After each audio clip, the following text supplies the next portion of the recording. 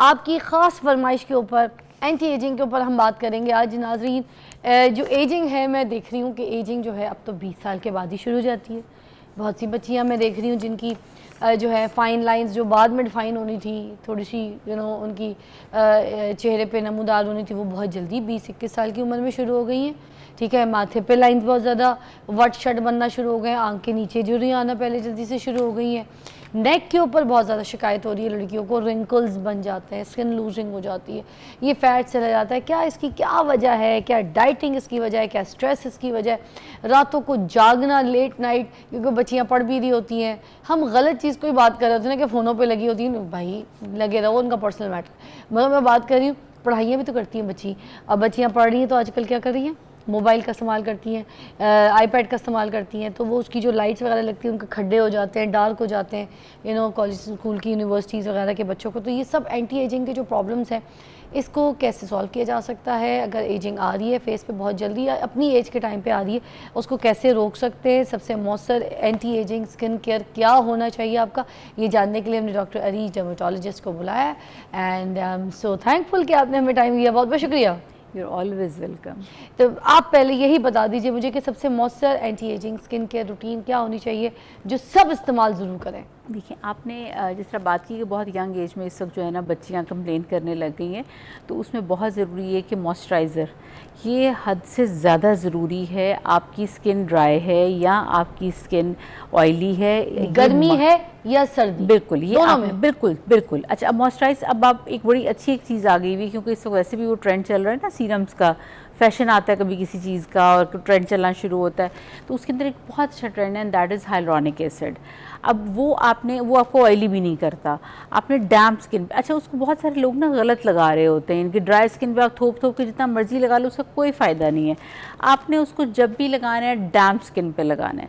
अगर आपकी ज़्यादा ऑयली स्किन है तो आप उसकी फ्रीक्वेंसी कम रखेंगे, लाइक ट्वाइस अ डे पे कर दें। और अगर आपकी स्किन ड्राई है तो उसको 3, 4, 5, 6 दफ़ा भी लगा सकते हैं। यानी कि अगर आपने वज़ू किया उसके बाद लगा लें, जितनी दफ़ा आपने मुंह धोया उसके बाद लगा लें। आंख के ऊपर, आंख के नीचे एरिया, हर जगह लगा सकते हैं। बिल्कुल बिल्कुल, उसका कोई एक भी नुकसान नहीं है। किसी मॉइस्चराइज़र में अगर कोई क्रीम हम लेते हैं या कोई ऐसे लोशंस लेते हैं फेस के, तो क्या उनके अंदर भी हाइलुरोनिक एसिड शामिल होता है? होता है, शिया बटर होता है, हाइलुरोनिक एसिड होता है। अच्छा, उसके अंदर ये कि अगर आप ऑयल बेस्ड ले लेंगे इस मौसम में तो प्रॉब्लम क्या आती है, क्लॉगिंग हो सकती है, आपको एक्नी बर्स्ट आउट्स हो सकते हैं। तो सबसे सेफ़ ऑप्शन जो है ना pure form of hyaluronic acid है। आप किसी भी कंपनी का ऑन द काउंटर जो अवेलेबल है हाइलुरोनिक एसिड ले लें। आप मॉइस्चराइज़र अगर आपको समझ नहीं आ रही है कि जी आपने कौन सा लेना है, कौन, छोड़ दें उसे, सीधा हाइलुरोनिक एसिड पे मतलब हम सीरम फॉर्म पे चले जाएंगे। हाँ, और उसके बाद फिर जो भी ऑन टॉप हमने कोई सन ब्लॉक लगाना है, दिन का टाइम है या कुछ है, तो हम उसके बाद ये प्रोसेस कर सकते हैं। अब सन ब्लॉक बहुत ज़्यादा ज़रूरी है। जब आपको झुर्रियाँ वगैरह आप कह रहे होते हैं कि जल्दी उम्र, झुर्रियों के लिए भी सन ब्लॉक आप उसको डिले कर सकते हैं ना आप विद सन ब्लॉक। हाँ, क्योंकि देखिए आप होता ये है कि जिस वक्त आपकी सन रेज आती हैं तो आपकी स्किन को वो ओवर ड्राई कर रही होती हैं, तो वो आप ये देखें कि नॉर्दर्न एरिया के साइड पे आप जाएंगे तो उन सब की, क्योंकि उनके हाई एल्टीट्यूड पे रह रहे हैं, तो आप देखें उनमें बहुत छोटी छोटी बच्चियों की भी लाइंस होंगी, गाड़ी लाइंस। हाँ, वो बेसिकली उसकी वजह भी यही होती है कि बहुत ज़्यादा सन एक्सपोजर और बहुत ज़्यादा ड्राई स्किन। ये दो चीज़ों का आपने अर्ली एज से ही ख्याल रख लिया, यानी कि आप कोशिश करें कि ये रूटीन तो आप 11-12 साल के बच्चों की भी कर सकते हैं। सन ब्लॉक आप 6 महीने के बच्चे के बाद, ठीक है, यानी कि 7वें महीने जब वो पैदा हुआ है उस 7वें महीने से ऑनवर्ड सारी ज़िंदगी सन ब्लॉक लगा सकते हैं। उसका फ़ायदा है, कोई नुकसान नहीं है।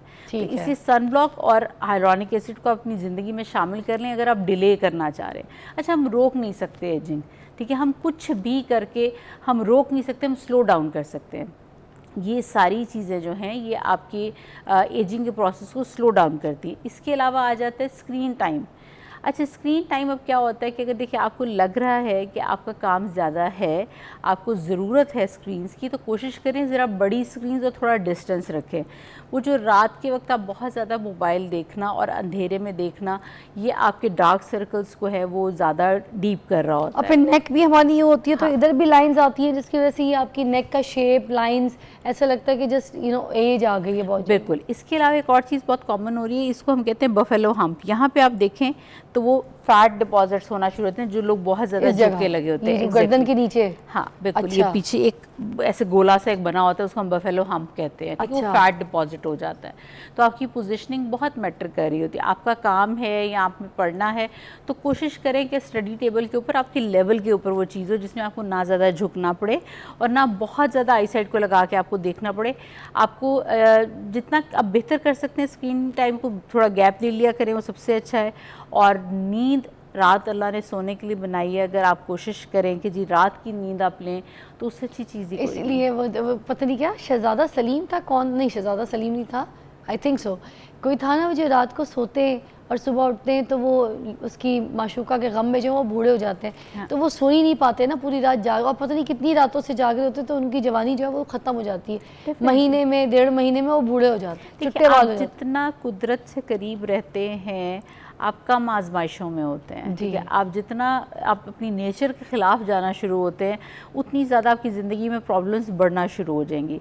और एक वक्त होता है कि जहाँ आप चीज़ों को स्लो डाउन कर सकते हैं, लेकिन अब अगर फ़र्ज़ करें कि अब हो गई एजिंग, फाइन लाइंस भी आ गई, झुर्रियाँ भी आ गई, अब क्या करें, ठीक है। अब आपको उसमें प्रोसीजर्स चाहिए। Prevention is always better than cure, इसलिए अगर वो आप अब नहीं कर सके तो कोशिश ये करें कि कोई ना कोई प्रोसीजर्स ले लिया करें। अच्छा, एक तो बस ये जैसे अगर आ गई है, एक जो नॉर्मल एज आती है, जो एजिंग आना शुरू होती है, रिंकल्स आना शुरू होते हैं, उसकी क्या एज होती है? यूजुअली 25 के बाद फिर? हाँ, अच्छा, अब वो अब आपके के लिए बहुत उससे जल्दी नहीं है, 25 साल के बाद एजिंग यार। आपका 25 तक ऐसे जा रहा होता है, हाँ। ठीक है, पीक 25 पे आके अब उसने ऐसे आना शुरू हो जाना है नीचे की अच्छा, तरफ। अगर अपना बहुत ख्याल किया जा रहा है, अपनी स्किन केयर की जा रही है, अपनी स्किन केयर रूटीन को अच्छी तरीके से फॉलो किया जा रहा है, तो क्या एजिंग ये जो 25 से शुरू होने वाली है? आप 30-32 पे बहुत आराम से लेके जा सकते हैं। अच्छा, बहुत आराम से। अच्छा, ठीक है, आपको वो स्किन नज़र आएगी जिसका ख्याल किया गया होगा। हाइड्रेट रखें, पानी पिएं, ठीक है, पानी का इंटेक, दूसरा फिजी ड्रिंक्स से बचें। आप जितने ये कैंड फूड हैं या हाँ जो आपके इवन जूसेस हैं जो कैन में है या डब्बे में हैं, उनको अवॉइड करें जितना आप कुदरती चीज़ों की तरफ लगे। अब मुझे लगता है कि पाकिस्तान तो बहुत ज़्यादा ब्लेस्ड है कि हर बंदा कोई चीज़ नहीं भी जो ले सकता वो फ्रूट कम से कम ज़रूर ले सकता है, ठीक है। इतना एक्सपेंसिव फल कम से कम नहीं है कि आप ये कहेंगे जी, क्योंकि अगर आप जंक फूड बाय कर सकते हैं तो आप बहुत आराम से हेल्दी फूड बाय कर सकते हैं, ठीक है। तो वो तो ज़रूरी नहीं है, ये तो ज़रूरी आपकी बॉडी की नीड है। तो अब ये जब हो गई है, सारा कुछ शुरू हो गई है एजिंग, अब इसको कैसे रोका जा सकता है, इसको कैसे संभालें? इनिशियल टाइम में अगर वही आपने 30s में देख लिया है तो फिर ये कि आप PRP की तरफ भी आ सकते हैं। उसमें बेसिकली आपका अपना प्लाज्मा होता है, उसको हम डालते हुए माइक्रोनीडल होते हैं तो सेल्स रीजनरेट करते हैं और आपके नए सेल्स बनेंगे। अगर अब आपका काम इससे ज़्यादा आगे चला गया हुआ है तो फिर हमें Botox, fillers, threads, HIFU, exosomes, इस टाइप की चीज़ों पे आना पड़ता है और ये वेरी कर रहा होता है कि हमें ये एजिंग प्रोसेस के लिए। हाँ बिल्कुल। अब जिस तरह बोटॉक्स है, बोटॉक्स जो है वो आपके रिंकल्स के लिए। अच्छा, ये बहुत बड़ा एक डिफरेंस है फाइन लाइंस में और रिंकल्स में। इसके ऊपर बात करेंगे मगर ब्रेक के बाद। अरीज हमारे साथ मौजूद है, डर्मेटोलॉजिस्ट हैं, और हम बात करें एंटी एजिंग के ऊपर, तो रहिएगा हमारे साथ।